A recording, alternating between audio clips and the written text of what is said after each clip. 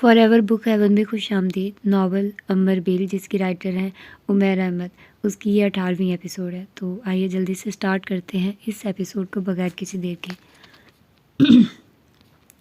وہ صبح جس وقت بیدار ہوئی 9 بج رہے تھے۔ آنکھیں کھولتے ہی جو پہلا خیال اس کے ذہن میں آیا وہ رات کو عمر کی نانوں کے ساتھ ہونے والی ملاقات کے بارے میں تھا۔ ہر روز صبح بیدار ہونے کے بعد کی معمول کی بے فکری یکدم کہیں غائب ہو گئی تھی۔ رات والی بے چینی اور اضطراب نے یکدم اسے اپنی گرفت میں لے لیا تھا۔ ناشتہ کرنے کے لیے وہ جس وقت ڈائننگ ٹیبل پر آئی اس وقت نانو پہلے ہی وہاں موجود تھی۔ علیزہ نے ان کے چہرے کو پڑھنے کی کوشش کی، اس سے ناکامی ہوئی۔ نانو سنجیدہ نظر آ رہی تھی، وہ عام طور پر سنجیدہ ہی رہتی تھی۔ انہوں نے ہمیشہ کی طرح علیزہ کو ناشتہ پیش کرنا شروع کر دیا تھا۔ وہ اس وقت ان کے منہ سے یہ نہیں سننا چاہتی تھی، آج میں نے تمہارے لیے فرنچ ٹوسٹ بنوایا، تم کھاؤ، تمہیں پسند آئیں گے، یا پھر آملیٹ لوگی، یا بوائلڈ ایگ، یا فرائیڈ۔ وہ کم از کم آج صبح ان سے ایسی کوئی بات سننا نہیں چاہتی تھی، اور وہ اس سے وہی باتیں کر رہی تھی۔ وہ اپنے اعصاب پر قابو رکھے ان کی باتیں سنتے ہوئے ناشتہ کرتی رہی۔ وہ منتظر تھی وہ ابھی خود بات شروع کریں گی۔ نانو نے ایسا نہیں کیا۔ جب اس کا صبر جواب دے گیا تو اس نے سلائس کو سامنے پڑی پلیٹ میں رکھتے ہوئے نانو سے کہا، نانو آپ نے عمر سے بات کی؟ نانو نے چائے پیتے ہوئے سر اٹھا کر اسے دیکھا، پھر کپ پرچ میں رکھ دیا۔ وہ سانس روکے، پلکیں جھپکائے بغیر ان کا چہرہ دیکھتے ہوئے ان کے منہ سے نکلنے والے لفظوں کی منتظر رہی۔ وہ تم سے شادی نہیں کرنا چاہتا۔ اس نے تصور بھی نہیں کیا تھا کہ عمر اتنا دو ٹوک انکار کرے گا۔ نہ ہی یہ توقع تھی کہ نانو اس دو ٹوک انکار کو اسی طرح کسی لگی لپٹی کے بغیر اس کے سامنے پیش کر دے گی۔ کیوں؟ زندگی میں کبھی ایک لفظ بولنے کے لیے اسے اتنی جدوجہد نہیں کرنی پڑی تھی جتنی اس وقت کرنی پڑی۔ نانو نے ایک گہرا سانس لیا۔ اب اس کا میں کیا جواب دوں؟ کیا عمر سے آپ نے یہ نہیں پوچھا تھا؟ پھر اس کے پاس بہت سی وجوہات ہیں، مثلاً وہ خاندان میں شادی نہیں کرنا چاہتا۔ یہ تو کوئی وجہ نہیں۔ اس نے بے یقینی سے نانو کو دیکھا۔ کیا صرف اس بنا پر وہ مجھے رد کر رہا ہے کہ میں اس کی کزن ہوں؟ میں صرف اس کی کزن ہی تو نہیں ہوں۔ میں نے اسے یہ کہا تھا یہ، مگر اس نے کہا کہ اگر اس بات کو نظر انداز کر بھی دیا جائے تب بھی تم سے شادی نہ کرنے کے لیے اس کے پاس بہت سی وجوہات ہیں۔ نانی نے سنجیدگی سے کہا۔ کیا کہا ہوگا اس نے؟ یہی کہ وہ ابھی شادی نہیں کرنا چاہتا؟ علیزہ نے رنجیدگی سے نانو کی بات کاٹتے ہوئے کہا۔ یا یہ کہا ہوگا کہ وہ شادی کرنا ہی نہیں چاہتا؟ وہ ایک لمحہ کے لیے رکی۔ نانو میں اس کا انتظار کر سکتی ہوں، 10 سال، 20، 30 سال، ساری زندگی۔ نانو خاموشی سے اسے دیکھتی رہی۔ اور میں یہ ماننے کو تیار نہیں ہوں کہ وہ کبھی شادی نہیں کرے گا۔ کبھی نہ کبھی تو اسے شادی کرنا ہی پڑے گی۔ وہ ساری زندگی اکیلا تو نہیں رہ سکتا۔ پھر اس طرح کی بات کیوں کرتا ہے وہ؟ اس کے لہجے میں اب بے چارگی تھی۔ آپ بتائیے، یہی سب کہا ہے نا اس نے؟ نہیں، اس نے حیرانی سے نانو کے چہرے کو دیکھتے ہوئے ان کے منہ سے نکلنے والا لفظ دہرایا۔ اس نے یہ سب نہیں کہا۔ تو پھر اس نے یہ کہا ہوگا کہ میں اس کو ناپسند کرتی ہوں اور اس کی ہر بات پر اعتراض کرتی ہوں، اس لیے اسے لگا ہوگا کہ ایسا کوئی رشتہ دیر پا ثابت نہیں ہو سکتا۔ اس نے یہی سب کہا ہے نا آپ سے؟ نانو ایک لمحہ کے لیے اس کا چہرہ دیکھا۔ علیزہ کو محسوس ہوا وہ بات کرتے ہوئے کچھ متحمل تھی۔ اس نے مجھ سے ایسا کچھ نہیں کہا کہ وہ ابھی شادی کرنا نہیں چاہتا۔ نانو نے چند لمحوں کے بعد بات شروع کی۔ یا پھر کبھی شادی کرنا ہی نہیں چاہتا؟ وہ رکی۔ وہ خود بھی شادی کے بارے میں سوچ رہا ہے، اور وہ کہہ رہا تھا کہ 1-2 سال تک شادی وہ کر لے گا۔ علیزہ نے ٹیبل پر رکھ کے اپنے ہاتھ کو ہٹا لیا۔ وہ نہیں چاہتی تھی نانو اس کے ہاتھ کی لرزش دیکھے، مگر اس وقت اس کے چہرے پر کتنے رنگ بدل رہے ہوں گے یہ وہ جانتی تھی۔ اس نے مجھ سے کہا کہ اسے تم میں کبھی بھی کوئی دلچسپی نہیں رہی، تم اس کے لیے کزن یا دوست سے زیادہ کچھ بھی نہیں رہی۔ وہ دم سادے ان کا چہرہ دیکھتی رہی۔ اس نے یہ بھی کہا کہ تم اس سے 8 سال چھوٹی ہو اور تم اس کے ٹیمپرامنٹ کو سمجھ نہیں سکتی۔ وہ پلکیں جھپکائے بغیر ان کا چہرہ دیکھ رہی تھی۔ اس کا خیال ہے کہ اس کے اور تمہارے درمیان کوئی انڈرسٹینڈنگ نہیں ہے، تم اممیچور ہو اور خوابوں میں رہنے والی بھی۔ اس کو اپنی بیوی میں زیادہ پریگمیٹک، عملی اپروچ چاہیے جو تم میں نہیں۔ نانو چند لمحوں کے لیے رکی اور پھر انہوں نے علیزہ سے نظریں چراتے ہوئے کہا، اور سب سے بڑی بات یہ ہے کہ وہ جارجٹ میں انٹرسٹڈ ہے، اس کی جارجٹ کے ساتھ انڈرسٹینڈنگ ہے۔ اس کا خیال ہے کہ 1-2 سال میں جب وہ شادی کرے گا تو جارجٹ سے ہی کرے گا۔ وہ اس بات پر حیران ہو رہا تھا کہ میں تمہارے پرپوزل کے بارے میں اس سے بات کر رہی تھی، اسے تو ایسی کوئی توقع ہی نہیں تھی کہ میں تمہارے لیے اس کے بارے میں سوچوں گی۔ میں نے اسے یہ نہیں بتایا کہ میں تمہارے کہنے پر اس سے بات کر رہی ہوں۔ نانو خاموش ہو گئی تھی۔ شاید اب ان کے پاس کہنے کے لیے کچھ نہیں رہا تھا، بالکل ویسے ہی جیسے علیزہ کے پاس پوچھنے کے لیے کچھ نہیں رہا تھا۔ میں نے تمہیں پہلے ہی ان سب باتوں کے بارے میں خبردار کیا تھا۔ نانو کا لہجہ بہت نرم تھا، شاید وہ علیزہ کی جذباتی کیفیت سمجھ رہی تھی۔ مگر اب ان سب باتوں کو بھول جاؤ، جو ہو گیا اسے جانے دو۔ عمر میں ایسے کون سے سرخ آپ کے پر لگے ہوئے ہیں، اور پھر تمہارے لیے میرے پاس عمر سے بہتر پرپوزلز ہیں، انہوں نے اسے تسلی دیتے ہوئے کہا۔ اس نے رونا شروع نہیں کیا تھا، حالانکہ انہیں توقع تھی کہ وہ ان کی باتیں سننے کے بعد، لیکن وہ خاموش تھی۔ نانو کو یوں لگا جیسے وہ شاکڈ تھی۔ وہ شاکڈ نہیں تھی، اسے صرف یقین نہیں آ رہا تھا کہ عمر کے بارے میں اس سے اندازے کی اتنی بڑی غلطی ہو سکتی ہے، یا وہ ضرورت سے زیادہ بے وقوف تھی، یا پھر خوش گمانی کی حدوں کو چھو رہی تھی۔ جو بھی تھا، اس وقت اسے یوں ہی محسوس ہو رہا تھا جیسے شدید سردی کے موسم میں کسی نے اسے گرم کمرے سے نکال کر یخ پانی میں پھینک دیا ہو۔ پریگماٹزم اور ریئلزم، اس نے اپنے کانوں سے عمر کی آواز کی چھٹکنے کی کوشش کی، بھی یقینی ختم ہونے میں نہیں آ رہی تھی۔ بس کزن اور دوست کیا، میں یہ بات مان سکتی ہوں کہ اس کے علاوہ عمر نے مجھے کبھی کچھ اور سمجھا ہی نہ ہو۔ وہ معاف ذہن کے ساتھ ٹیبل پر پڑی ہوئی اپنی پلیٹ کو بے دھیانی کے عالم میں دیکھتی رہی۔ علیزہ کے ساتھ میری کوئی انڈرسٹینڈنگ نہیں ہے۔ انڈرسٹینڈنگ کے علاوہ اور تھا ہی کیا جو مجھے تمہاری طرف کھینچ رہا تھا؟ اس کی رنجیدگی بڑھتی جا رہی تھی۔ ٹیمپرامنٹ اور ایج ڈفرینس، کیا مذاق ہے! پچھلے 10 سالوں میں تو ان دونوں چیزوں میں سے کسی نے ہمارے تعلق کو متاثر نہیں کیا، پھر اب یہ دونوں چیزیں درمیان میں کہاں سے آ گئی؟ وہ ہونٹ بھینچے ٹیبل کو دیکھتی جا رہی تھی۔ یا پھر یہ سب جارجٹ سے ہے، جو کسی خلیج کی طرح تمہارے اور میرے درمیان ہے، اور میری حماقت یہ تھی کہ میں نے اتنے سالوں میں بھی تم دونوں کے تعلق کے بارے میں سنجیدگی سے سوچا بھی نہیں، ورنہ شاید بہت سال پہلے تم میری زندگی سے نکل چکے ہوتے۔ پریگماٹزم، تم ٹھیک کہتے ہو، میں نے کبھی اپنے تصورات کی دنیا سے باہر نکل کر اپنے اور تمہارے تعلق کے بارے میں غور ہی نہیں کیا تھا۔ علیزہ، نانو نے اس کی غائب دماغی کو محسوس کر لیا تھا۔ مجھے چائے بنا دیں، اس نے انہیں دیکھے بغیر کہا۔ نانو کچھ کہتے کہتے خاموش ہو گئی۔ وہ سلائس کو ایک بار پھر کھانے کی کوشش کر رہی تھی۔ سلائس کے ٹکڑوں کو حلق سے نیچے اتارنے کے لیے بھی اس قدر جدوجہد کی ضرورت ہو سکتی ہے، اس کا اندازہ اسے پہلی بار ہوا تھا۔ نانو نے چائے بنا کر اس کے سامنے رکھ دی۔ سر جھکائے کسی مشین کی طرح اس نے سلائس ختم کیا، چائے پی اور پھر اٹھ کھڑی ہوئی۔ نانو نے اسے روکا نہیں، وہ لاؤنج سے نکل گئی۔ نانو نے اس کے جانے کے بعد شیلا کو فون کیا۔ انہوں نے مختصراً اسے فون پر اس کے ساتھ ہونے والی گفتگو بتانے کے بعد آنے کے لیے کہا۔ آدھے گھنٹے کے بعد جب شیلا اس کے کمرے میں داخل ہوئی تو وہ کارپیٹ پر بیٹھی اپنے سامنے ایزل پر رکھی ایک پینٹنگ کو مکمل کرنے میں مصروف تھی۔ اس نے شیلا سے رسمی سی ہیلو ہائی کرنے کے بعد ایک بار پھر کینوس اسٹروک لگانے شروع کر دیے۔ شیلا اس سے کچھ فاصلے پر فلور کشن پر بیٹھ گئی۔ علیزہ خاموشی سے کینوس پر اسٹروک لگاتی رہی۔ اس نے شیلا سے کوئی بات کرنے کی کوشش نہیں کی، وہ واقعی مصروف تھی، مصروف نظر آنے کی کوشش کر رہی تھی، یا پھر شیلا کو نظر انداز کرنا چاہتی تھی۔ شیلا اندازہ نہیں کر سکی، مگر اس کا چہرہ اتنا بے تاثر تھا کہ شیلا کو اس سے بات شروع کرنے کی ہمت نہیں ہو رہی تھی۔ اسے ویسے بھی اپنے اندازے کے غلط ہونے پر حیرت ہو رہی تھی۔ نانو سے بات کرنے کے بعد اس کا خیال تھا کہ جب وہ علیزہ کے پاس آئے گی تو وہ اسے روتا ہوا پائے گی، اور وہ سارا راستہ یہی سوچتی ہوئی آئی تھی کہ اسے علیزہ سے کیا کیا کہنا، اسے کس طرح تسلی دینی ہے۔ مگر اب اسے اس طرح دیکھ کر اس کے سارے لفظ، ساری تسلیاں غائب ہو گئی تھی۔ پینٹنگ کیسی لگ رہی ہے؟ اس نے بہت دیر بعد کینوس پر اسٹروک لگاتے لگاتے یکدم ہاتھ روک کر شیلا سے پوچھا۔ کیوں تم پینٹنگ کو دیکھ نہیں رہی؟ نہیں، میں یہاں پینٹنگ کو دیکھنے نہیں آئی، علیزہ اسٹروک لگاتے لگاتے مسکرائی۔ تم یقیناً یہاں مجھے دیکھنے کے لیے آئی ہو، پھر کیا مجھے یہ پوچھنا چاہیے کہ میں کیسی لگ رہی ہوں؟ وہ جیسے مذاق اڑاتے ہوئے بولی۔ اس کی مسکراہٹ اب غائب ہو گئی تھی، مگر وہ اب بھی کینوس کی طرف ہی متوجہ تھی۔ شیلا نے گہرا سانس لیا، کم از کم اس کی خاموشی ختم ہو گئی تھی۔ میں تم کو دیکھنے نہیں آئی، تم سے باتیں کرنے آئی ہوں۔ کس چیز کے بارے میں؟ اس کے لہجے میں سرد موری تھی۔ شیلا کچھ بول نہیں سکی۔ اوہ، یاد آیا، عمر کے انکار پر کچھ تبصرہ کرنا چاہتی ہو؟ وہ اسی طرح کینوس پر اسٹروک لگاتے ہوئے بولی۔ یا پھر شاید تم یہ جاننا چاہتی ہو کہ ریجیکشن کے بعد میں کیا محسوس کر رہی ہوں؟ بہت اچھا محسوس کر رہی ہوں۔ اپنی اوقات کا پتہ چل جانے کے بعد بندہ جتنا ہلکا پھلکا محسوس کر سکتا ہے، میں بھی ایسا ہی محسوس کر رہی ہوں۔ وہ ہاتھ روک کر شیلا کی طرف دیکھتے ہوئے مسکرائی۔ وہ کسی نے کہا ہے نا؟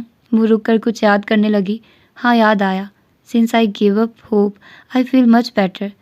تو میں بھی کچھ ایسا ہی محسوس کر رہی ہوں۔ وہ پلیٹ پہ کچھ اور رنگ بنانے لگی۔ میں نے پہلے ہی تمہیں یہ سب کچھ بتا دیا تھا، اس تکلیف سے بچانا چاہتی تھی تمہیں، شیلا نے نرم آواز میں کہا۔ علیزہ بے اختیار ہنسی۔ دنیا میں لڑکیوں سے زیادہ احمق اور کوئی نہیں ہوتا۔ خوش فہمی کا آغاز اور اختتام ہم پر ہی ہوتا ہے۔ ساری عمر ہم محبت کی بیساکھیوں کا انتظار کرتی رہتی ہیں، تاکہ زندگی کی ریس شروع کر سکیں۔ ہمیں ہر مرد کے بارے میں خوش فہمیاں رہتی ہیں کہ وہ آئے گا، ہمیں دیکھے گا اور ہمارا ہو جائے گا۔ کوئی ہم سے ہمدردی کرے تو ہمیں خوش فہمی ہونے لگتی ہے، کوئی ہمیں سراہے تو ہمیں وہ اپنی مٹھی میں قید نظر آنے لگتا ہے، کوئی ہمارے ساتھ وقت گزارے تو ہمارے ہوش و حواس اپنے ٹھکانے پر نہیں رہتے۔ وہ رکی۔ عمر کا خیال ہے مجھ میں میچورٹی نہیں ہے، یہ تو کسی لڑکی میں بھی نہیں ہوتی، کبھی لڑکیاں بھی میچور ہو سکتی ہیں۔ وہ ایک بار پھر ہنسی۔ ہم میں میچورٹی صرف تب آتی ہے جب ہمیں اس طرح ریجیکٹ کیا جاتا ہے جیسے اب میں میچور ہو گئی ہوں۔ اس نے مسکراتے ہوئے پلیٹ نیچے رکھ دی۔ اگر دنیا میں بے وقوفی اور حماقت کا کوئی سب سے بڑا ایوارڈ یا میڈل ہوتا تو میں اس کے لیے علیزہ سکندر کا نام ضرور بھجواتی۔ وہ بڑبڑائی، اور اس سال کم از کم میرے علاوہ کوئی اور اس ایوارڈ کا حقدار ہو ہی نہیں سکتا تھا۔ آ ڈائی ہارڈ فول۔ شیلا خاموشی سے اسے بولتا دیکھتی رہی۔ عمر کا خیال ہے کہ میری اور اس کی انڈرسٹینڈنگ ہی نہیں ہے، اور میں ہمیشہ یہی سمجھتی رہی کہ میری اگر کسی کے ساتھ انڈرسٹینڈنگ ہے تو وہ عمر ہی ہے۔ اس نے ہاتھ میں پکڑا ہوا برش بھی پلیٹ میں رکھ دیا۔ ویسے انڈرسٹینڈنگ کس کو کہتے ہیں؟ شیلا جانتی تھی یہ سوال نہیں تھا، یہ سب میری حماقت تھی۔ تم نے ٹھیک کہا تھا، عمر کو اگر مجھ میں دلچسپی ہوتی تو وہ پچھلے 10 سال میں کبھی تو مجھ سے اس دلچسپی کا اظہار کرتا۔ وہ مدھم آواز میں بول رہی تھی۔ زندگی میں ایسی بہت سی باتیں ہوتی ہیں، ابھی سب کو بھول جاؤ۔ اپنے آپ کو اتنا کنڈیم اور یا کرٹیسائز کرنے کی ضرورت نہیں ہے۔ کرٹیسائز یا کنڈیم نہیں کرنا چاہیے تو کیا کرنا چاہیے؟ اپنی تعریف کرنی چاہیے کہ بہت اچھا کام کیا ہے۔ اس کی آواز میں موجود ملال بہت واضح تھا۔ کہیں باہر چلتے ہیں؟ شیلا نے یکدم بات کا موضوع بدلنے کی کوشش کی۔ ہاں، کہیں باہر چلتے ہیں۔ شیلا کو حیرت ہوئی جب وہ بلا تعامل تیار ہو گئی۔ سارا دن پھرتے ہیں، کہیں آوارہ گردی کرتے ہیں، اور تم مجھ سے عمر کے علاوہ ہر چیز کے بارے میں بات کر سکتی ہو، بس اس کے بارے میں کچھ نہ کہنا۔ وہ کارپیٹ سے اٹھتے ہوئے کہہ رہی تھی۔ ٹھیک ہے۔ شیلا بخوشی رضامند ہو گئی۔ اسے اس کی تجویز پر کیا اعتراض ہو سکتا تھا؟ تمہیں ذوالقرنین یاد ہے؟ شیلا گاڑی ڈرائیو کر رہی تھی جب علیزہ نے یکدم اس سے پوچھا۔ اچھی طرح، مگر تمہیں اس وقت اس کا خیال کیسے آیا؟ شیلا نے کچھ حیران ہو کر اسے دیکھتے ہوئے پوچھا۔ 10 سال پہلے میں نے عمر کے بارے میں یہ غلط اندازہ لگایا ہوتا تو آج میں اس طرح خودکشی کی کوشش کرتی جس طرح ذوالقرنین کے ساتھ بریک اپ کے بعد کی تھی۔ 10 سال پہلے میں نے ذوالقرنین کے ہاتھوں جتنی حد تک محسوس کی تھی، آج بھی اتنی ہی کی ہے۔ وہ بات کرتے کرتے رک کر گردن موڑ کر کھڑکی سے باہر دیکھنے لگی۔ دوسروں پر انحصار کرنے سے زیادہ تباہ کن چیز اور کوئی نہیں ہوتی۔ مجھے عمر پر کبھی اس حد تک انحصار نہیں کرنا چاہیے تھا۔ علیزہ، تم ضرورت سے زیادہ جذباتی ہو رہی ہو۔ شیلا نے نرمی سے اسے ٹوکا۔ زندگی میں بہت دفعہ بہت سے لوگوں کے لیے ہم کچھ محسوس کرتے ہیں، پھر شاید کچھ توقعات بھی لگا بیٹھتے ہیں۔ بعض دفعہ ہر چیز ویسے نہیں ہوتی جیسے ہم چاہتے ہیں۔ وہ گاڑی ڈرائیو کرتے ہوئے اسے سمجھا رہی تھی۔ لیکن اس کا یہ مطلب نہیں کہ انسان خود کو سیلف کنڈیمنیشن اور خود ترسی کا شکار بنا دے۔ تم بہت آسانی سے مجھے نصیحت کر سکتی ہو۔ علیزہ نے اس کی بات کاٹ دی۔ تم میری فیلنگز کو، میری تکلیف کو محسوس کر ہی نہیں سکتی۔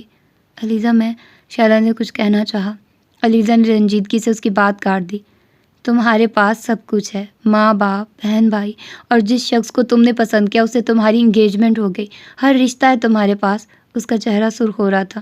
میرے پاس ان میں سے ایک بھی نہیں ہے۔ 7 سال سے میں نے باپ کی شکل نہیں دیکھی، اور وہ اسی ملک میں ہے۔ 4 سال سے میں اپنی ماں سے نہیں ملی، ان دونوں کی ڈائیورس اور دوسری شادی کے بعد۔ میں اتنے سالوں میں ان سے کتنی بار ملی ہوں، میں تمہیں گن کر بتا سکتی ہوں۔ پچھلے 10 سال میں میرا ہر رشتہ اور تعلق عمر سے شروع ہو کر اسی پر ختم ہو جاتا ہے۔ میرے لیے وہ میری پوری فیملی بن چکا ہے، ہر رشتہ۔ وہ چند لمحوں کے لیے رکی۔ تمہیں اپنے رشتوں میں سے اگر کسی ایک رشتہ سے محروم ہونا پڑے تو تمہیں کوئی فرق نہیں پڑے گا۔ اس کی کمی پوری کرنے کے لیے دوسرے رشتے ہیں، دوسرے لوگ ہیں۔ میرے پاس دوسرا کوئی نہیں ہے۔ I get Umar, I get everything, I lose ہم، I lose everything. Sheila خاموش رہ گئی۔ وہ کچھ کہہ بھی نہیں سکتی تھی۔ تم ٹھیک کہتی ہو، ہمیں کسی اور ٹاپک پر بات کرنی چاہیے۔ شیلا نے یکدم کہتے ہوئے بات کا موضوع بدلنا چاہا۔ ایسا کرتے ہیں، آج کہیں آوارہ گردی کرتے ہیں، سارا دن گھر نہیں جاتے، بس شام کو جائیں گے۔ بلکہ یوں کرو، آج رات تم میرے ساتھ میرے گھر رہو، یا پھر میں تمہارے ساتھ رہ لوں گی۔ وہ اسے تسلی دے رہی تھی۔ علیزہ نے کچھ بھی کہنے کے بجائے صرف اسے دیکھا۔ ہاں ٹھیک ہے، آج کا دن اکٹھا گزارتے ہیں باہر ہی، وہ بڑبڑائی۔ علیزہ کو مطمئن کرنے کی اس کی ساری کوششیں اس وقت پوری طرح ناکام رہی جب وہ دونوں ایک ریسٹورینٹ میں جا کر بیٹھی۔ شائلہ نے ویٹر کو آرڈر نوٹ کروایا اور ویٹر کو گئے ابھی چند منٹ ہی ہوئے تھے جب شائلہ نے عمر کو جارجت کے ساتھ ریسٹورنٹ میں آتے دیکھا۔ وہ دونوں اس وقت جس ٹیبل پر بیٹھی ہوئی تھی وہ ایسی جگہ پر تھی کہ اندر آنے والے ہر شخص کی پہلی نظر ان پر ہی پڑتی۔ نہ صرف شائلہ نے عمر کو دیکھا تھا بلکہ عمر کی بھی اندر داخل ہوتے ہی اس پر نظر پڑی تھی۔ وہ ٹھٹک گیا تھا۔ شائلہ نے علیزہ کو دیکھا، وہ بھی عمر اور جارجت کو دیکھ چکی تھی۔ شائلہ کا خیال تھا عمر ان دونوں کی طرف نہیں آئے گا، لیکن اس کی یہ توقع غلط ثابت ہوئی۔ عمر جارجت سے کچھ کہہ رہا تھا، پھر شائلہ اور علیزہ نے جارجت کو بھی اپنی ٹیبل کی طرف متوجہ ہوتے ہوئے دیکھا۔ علیزہ نے ان دونوں سے نظر ہٹا لی۔ ہیلو، عمر نے قریب آ کر کہا۔ علیزہ نے سر اٹھا کر نہیں دیکھا۔ شائلہ اپنی کرسی سے کھڑی ہو گئی تھی۔ ہیلو علیزہ۔ اس بار علیزہ نے جارجت کی گرم جوشی آواز سنی۔ وہ بھی اپنی سیٹ سے کھڑی ہو گئی۔ اس نے جارجت کی طرف ہاتھ بڑھایا، مگر جارجت نے اس کا ہاتھ تھامنے کے بجائے اسی پرانی بے تکلف اور گرم جوشی کے ساتھ آگے بڑھ کر اس کے دونوں گالوں کو خیر مقدمی انداز میں چوما۔ مجھے یقین نہیں آ رہا کہ یہ علیزہ ہی ہے۔ خوبصورت تو یہ پہلے ہی تھی، مگر اب کیوں عمر؟ وہ علیزہ کے دونوں کندھوں پر ہاتھ رکھے ہوئے بڑی بے تکلفی کے ساتھ عمر سے پوچھ رہی تھی۔ علیزہ کا دل چاہا وہ اسے کندھوں سے اس کے ہاتھوں کو جھٹک دے۔ عمر نے اس کی بات کا کوئی جواب نہیں دیا۔ بہت سالوں کے بعد دیکھا ہے میں نے تمہیں علیزہ، کتنے سالوں بعد، کچھ یاد ہے تمہیں؟ علیزہ نے مسکرانے کی کوشش کی۔ وہ جانتی تھی یہ بہت مشکل کام تھا۔ نہیں، اس نے یک لفظی جواب دیا۔ اپنی آوازوں سے بے حد کھوکھلی لگی تھی۔ صرف چہرے ہی نہیں، آوازیں بھی انسان کی کیفیات کا آئینہ ہوتی ہیں۔ جارجت اب شائلہ سے ہیلو ہائی میں مصروف تھی۔ تم لوگ یہاں لنچ کے لیے آئے ہو؟ عمر نے پوچھا۔ ہاں، شائلہ نے کہا، اکٹھے لنچ کر لیتے ہیں۔ اس بار جارجت نے کہا۔ نہیں، ہم لوگ اکیلے لنچ کرنا چاہتے ہیں۔ نہ چاہتے ہوئے بھی اس کے لہجے میں سرد موری آ گئی تھی اور شاید جارجت نے اسے محسوس بھی کیا تھا۔ کوئی بات نہیں، تم لوگ لنچ کرو، ہم دونوں کافی پینے آئے تھے، لیکن میں سوچ رہا ہوں کہ کہیں اور پیتے ہیں، یہاں کافی رش ہے۔ اچھا خدا حافظ، عمر نے بڑی آسانی کے ساتھ بات ختم کرتے ہوئے کہا۔ اس نے ایک بار بھی علیزہ کو مخاطب کرنے کی کوشش نہیں کی۔ علیزہ نے پوری گفتگو کے دوران ایک بار بھی عمر کے چہرے پر نظر نہیں ڈالی۔ اس میں اتنی ہمت باقی نہیں رہی تھی۔ وہ صرف جارجت کو دیکھ رہی تھی، جو ایک بہت خوبصورت سبز شلوار قمیض میں ملبوس تھی۔ اس میں زیادہ تبدیلی نہیں آئی تھی، صرف اس کا ہیئر سٹائل اور بالوں کا کلر بدل گیا تھا۔ علیزہ کو یکدم اپنی بھوک بھی ختم ہوتی ہوئی محسوس ہوئی۔ وہ ان دونوں کو اس وقت تک دیکھتی رہی جب تک وہ دونوں ریسٹورنٹ سے باہر نہیں نکل گئے۔ ویٹر اب ان کی ٹیبل پر کھانا سرو کر رہا تھا، مگر کھانے میں اس کی دلچسپی ختم ہو گئی تھی۔ وہ اب یہاں سے بھاگ جانا چاہتی تھی۔ اپنی پلیٹ میں کچھ چاول نکال کر وہ بے دلی سے شائلہ کا ساتھ دینے کے لیے کھانا کھاتی رہی۔ شائلہ نے کھانے میں اس کی عدم دلچسپی کو محسوس کر لیا تھا، مگر اس نے علیزہ سے کچھ نہیں کہا۔ اس کے لیے اتنا ہی کافی تھا کہ وہ کھانا کھا رہی تھی اور اس نے کھانا چھوڑ کر جانے کی کوشش نہیں کی تھی۔ شائلہ کے کھانا ختم کرتے ہی علیزہ نے اسے کہا، میں گھر جانا چاہتی ہوں۔ یہ جیسے ایک اعلان تھا کہ وہ اب گھومنا نہیں چاہتی، مگر ہم دونوں نے تو یہ طے کیا تھا کہ ہم آج سارا دن ادھر ادھر پھریں گے، پھر یکدم تم نے اپنا فیصلہ کیوں بدلا ہے؟ شائلہ نے اعتراض کیا۔ بس میں گھر جانا چاہتی ہوں، میں کچھ دیر آرام کرنا چاہتی ہوں۔ وہ اپنا شولڈر بیگ اٹھاتے ہوئے شائلہ سے پہلے ہی اپنی کرسی سے اٹھ کھڑی ہوئی۔ شائلہ نے بھی اصرار نہیں کیا۔ اس کے گھر کے گیٹ پر شائلہ نے گاڑی روک کر ہارن دیا تو علیزہ نے اس کی طرف دیکھے بغیر کہا، شائلہ اب تم جاؤ، میں کچھ وقت اکیلے رہنا چاہتی ہوں۔ مگر علیزہ، میں شائلہ نے کچھ کہنے کی کوشش کی۔ علیزہ نے نرمی سے اس کی بات کاٹ دی۔ پلیز کچھ دیر کے لیے مجھے واقعی اکیلا رہنے دو، میں اس وقت تنہائی کے علاوہ اور کچھ بھی نہیں چاہتی۔ تم میرے ساتھ رہو گی تو میں ڈسٹرب رہوں گی۔ چوکیدار نے گیٹ کھول دیا۔ شائلہ چپ چاپ اسے گاڑی سے اترتے اور جاتے دیکھتی رہی۔ اس نے گیٹ کے اندر جانے سے پہلے مڑ کر ایک بار شائلہ کو دیکھا اور ہلکے سے مسکرائی۔ اس کے بعد وہ اندر غائب ہو گئی۔ اگلے کئی دن وہ اسی آسیب کی گرفت میں رہی۔ ہر چیز اپنی اہمیت کھو چکی تھی۔ وہ دن اور رات کے کسی بھی لمحے میں عمر کے خیال سے غافل نہیں رہتی تھی، اور اگر کبھی کچھ دیر کے لیے کوئی اور خیال اس کے ذہن میں آتا بھی تو صرف چند لمحوں کے لیے، اس کے بعد وہ پھر اسی تکلیف دہ خیال میں لوٹ جاتی تھی۔ کئی ہفتوں کے بعد نانو نے ایک بار پھر اس سے جنید ابراہیم کے بارے میں بات کی تھی۔ اس نے اقرار یا انکار کچھ بھی نہیں کیا تھا۔ آپ جو ٹھیک سمجھے کریں، اس نے صرف یہ کہا تھا۔ جنید کے ساتھ اس کی نسبت کتنی برق رفتاری کے ساتھ طے ہوئی تھی، اسے اس کی توقع بھی نہیں تھی۔ نانو پہلے ہی سمینا اور سکندر سے جنید کے بارے میں بات کر چکی تھی۔ دونوں باخوشی اس پرپوزل کو قبول کرنے پر تیار ہو گئے تھے۔ سکندر مسقط سے کراچی شفٹ ہونے کے بعد پہلی بار اس سے ملنے لاہور آئے تھے۔ ان کی یہ آمد بنیادی طور پر جنید سے ملاقات کے لیے تھی، اور وہ خاصے مطمئن واپس گئے تھے۔ کیا یہ بہتر نہیں ہے کہ تم جنید سے ایک بار پھر مل لو؟ باقاعدہ طور پر جنید کے گھر والوں کو اس پرپوزل کے لیے اپنی رضامندی دینے سے پہلے نانو نے ایک دن اس سے کہا۔ میں پہلے ہی اس سے مل چکی ہوں، ایک بار اور مل کر کیا کر لوں گی؟ اس نے دو ٹوک انکار کر دیا۔ پھر بھی یہ ضروری ہے، پہلے کی بات اور تھی۔ علیزہ نے نانو کی بات کاٹ دی۔ کیا وہ مجھ سے ملنا چاہتا ہے؟ نہیں، اس نے ایسی کسی خواہش کا اظہار نہیں کیا۔ میں خود یہ چاہتی ہوں کہ تم دونوں ایک بار اور آپس میں مل لو، بلکہ بہتر یہ ہے کہ تم اس کے سارے گھر والوں سے مل لو۔ یہ اس کی امی کی خواہش ہے، نانو نے اسے بتایا۔ میں اس کے تقریباً سارے گھر والوں سے ہی مل چکی ہوں، وہ پچھلے کئی ہفتے سے آ جا رہے ہیں ہمارے گھر، علیزہ نے کہا۔ ٹھیک ہے، وہ آتے رہے ہیں، مگر تم سے اتنی بے تکلفی سے گفتگو تو نہیں ہوئی۔ جنید کی امی چاہتی ہیں کہ تم ان کے گھر کھانے پر آؤ، کچھ وقت ان کے ساتھ گزارو تاکہ تمہیں ان کے گھر کے ماحول کا اچھی طرح اندازہ ہو سکے۔ اس کا فائدہ کیا ہے؟ اسے الجھن ہوئی۔ مجھے جنید کو جتنا جاننا تھا میں جان چکی ہوں۔ اگر اس کی امی کی خواہش ہے کہ تم وہاں کچھ وقت گزارو تو تمہیں اس پر اعتراض نہیں ہونا چاہیے، نانو نے اسے سمجھانے کی کوشش کی۔ کیا وہ مجھے اکیلے انوائٹ کر رہی ہیں؟ اس نے چند لمحے خاموش رہنے کے بعد نانو سے پوچھا۔ نہیں، وہ مجھے بھی ساتھ کھانے پر بلا رہی ہیں۔ علیزہ نے ایک نظر انہیں دیکھا اور پھر کہا، ٹھیک ہے، مجھے کوئی اعتراض نہیں، آپ انہیں ہمارے آنے کے بارے میں بتا دیں۔ تیسرے دن شام کو وہ نانو کے ساتھ جنید کے گھر موجود تھی۔ گیٹ پر انہیں جنید نے ہی ریسیو کیا تھا۔ رسمی سلام دعا کے دوران ان دونوں کے درمیان مسکراہٹوں کا تبادلہ ہوا۔ مجھے آپ کو یہاں دیکھ کر بہت خوشی ہوئی ہے، نانو کے اس کی امی کے ساتھ آگے چلے جانے پر اس نے علیزہ سے کہا۔ اور یہ رسمی الفاظ نہیں ہیں، اس نے اپنے لفظوں پر زور دیتے ہوئے کہا۔ علیزہ کوشش کے باوجود اپنے ہونٹوں پر مسکراہٹ لانے میں ناکام رہی۔ ہر چیز پہلے سے زیادہ کھوکھلی لگنے لگی تھی۔ ساتھ چلتے ہوئے اس شخص سے اسے یکدم خوف آنے لگا تھا۔ میری خاصی درینہ خواہش پوری ہوئی ہے آپ کو یہاں دیکھ کر، وہ ساتھ چلتے ہوئے کہہ رہا تھا، اور یہاں تک پہنچنے کے لیے میری ایک درینہ خواہش کا خون ہوا ہے۔ اس نے سوچا، جنید کے گھر والوں کے ساتھ اگلے چند گھنٹے اس نے بہت مشکل سے گزارے تھے۔ وہ ایک اچھی فیملی سے تعلق رکھتا تھا، یہ وہ بھوربند میں ہونے والی اس سے اپنی پہلی ملاقات میں ہی جان چکی تھی۔ حالانکہ تب تک وہ اس کی فیملی سے ملی تھی نہ اس نے انہیں دیکھا تھا، اسے ان کے بارے میں اور کچھ بھی جاننے کی خواہش نہیں تھی۔ جنید کا گھرانہ بہت زیادہ تعلیم یافتہ ہونے کے باوجود بہت روایتی تھا۔ وہ سب آپس میں بہت بے تکلف تھے اور علیزہ کی وہاں موجودگی اسی بے تکلفی کا ایک ثبوت تھی۔